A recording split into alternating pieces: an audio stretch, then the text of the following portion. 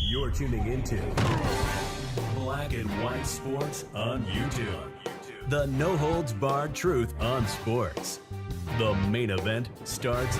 All right, Black and White Sports supporters. Well, many of you have probably been waiting on this, as have I. But the WNBA All-Star Game ratings have come out, and all I could think of right off the bat was 4 little letters. F-A-F-O. F around and find out. You bleep around and find out what this league looks like without Caitlin Clark being involved in your biggest events. Kathy Engelbert, this should be a perfect example of why you need to get your officiating cleaned up and you need to have a talk with your players in the league. And nobody's asking you to hold Caitlin Clark's hand. Just play fair and stop with the WWE bullshit. All right? I mean, it's clear. Fans sent a blatant message, a shot across thou bow. All right? And your ship, well, without Caitlin Clark, the WNBA and all their pay us what you owe us action, that action will sink. That action will sink.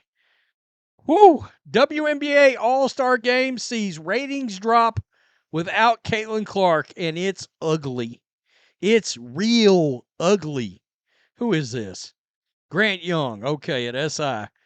The 2025 WNBA All-Star Game felt like a pivotal point in not only the league's current season, but also for its future. This is because the ongoing CBA negotiations between WNBA and the league's players were one of the major storylines throughout the 3 days players were in Indianapolis, Indiana. The problem is it did not need to be one of the main storylines. And I don't think people understand that.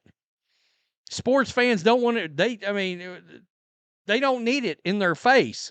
We know they're in negotiations and they're going to get a pay raise. All right? They're going to get a pay raise because of the media rights deal. But get it out of our faces. We don't want to see it. And given that these players are currently stating their case for vastly improved salaries in the next CBA, it felt important that the weekend attracted a lot of attention in order to prove the WNBA's drawing power and revenue potential in this new era.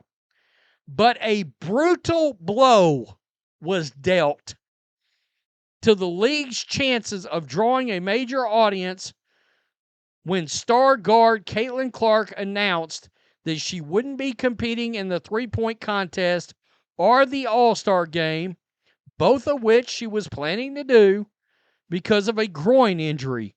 This goes right to the Indiana Fever management and leadership as well. Better know whatever consequences the WNBA suffers from Caitlin Clark not being around, as will you, Stephanie White, and anybody else that's got the ears on. Herb Simon, how about that? Bleep anybody else involved. How about the Pacers and Fever owner?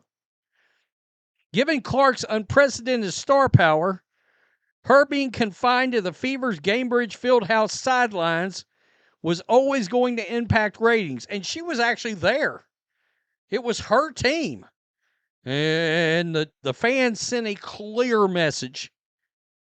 And Ryan Glass-Plegel of Front Office Sports revealed just how much the July 22nd post that read WNBA All-Star Game on ABC, $2.19 million on ABC. Yikes. Down from 36%, $3.44 million when Caitlin Clark and teammates played the Olympic team. Let me just bring up, I don't imagine you guys can see this, but I'm going to bring up a quick math, carried the 12, yada, yada, yada. Congratulations. 1.25 million viewers tuned out. 1,250,000 viewers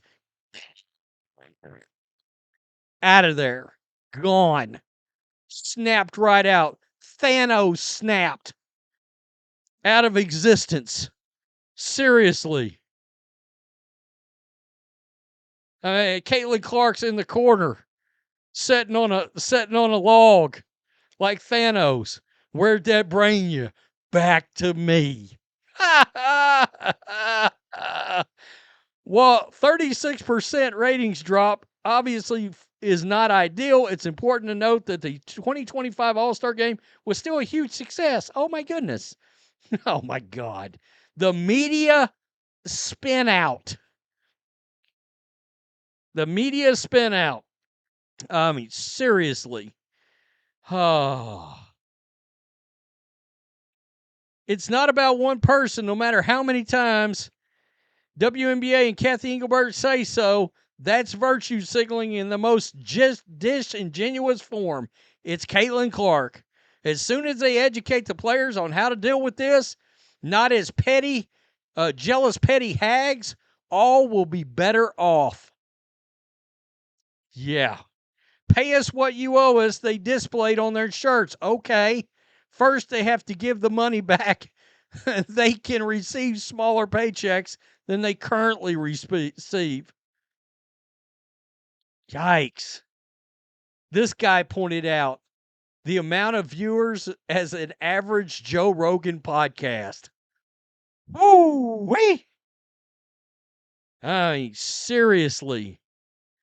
Unfortunately, I was one of the 2.19 million watching the game. Was a horrible experience. I mean, seriously, it was awful. That's the other black eye coming out of this whole thing, is the complete lack of competitiveness that this game had. Seriously. I mean, wow. And see, that was the thing. They went out there and virtue signaled for those pay us shirts, and seriously, now they're getting dragged over it. Now they're getting killed over it. But pay them what they owed. Yeah. There it is. 1,250,000 viewers. Woof. Out of existence. No Caitlin Clark. Not tuning in. I mean, the Indiana Fever play tonight. And I'm like, well, it's part of my gig. Yay. I mean, honestly. I mean, how much are you looking forward to that game right now? Question mark. Against the Liberty. Yikes. And the other thing is, we need to still see how Stephanie White uses Caitlin Clark once she's actually back on the court. Because Caitlin Clark made a comment on a podcast over the weekend about Stephanie White calling timeouts, essentially. When she gets hot, she's shooting threes. She wants to keep shooting because that's what shooters do.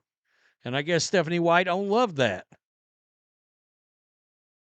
This league is a disaster.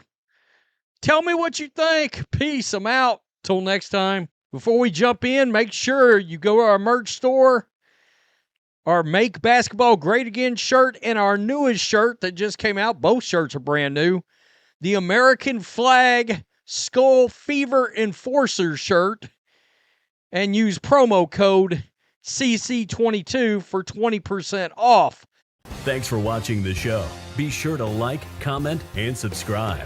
Be sure to tune in next time on Black and White Sports.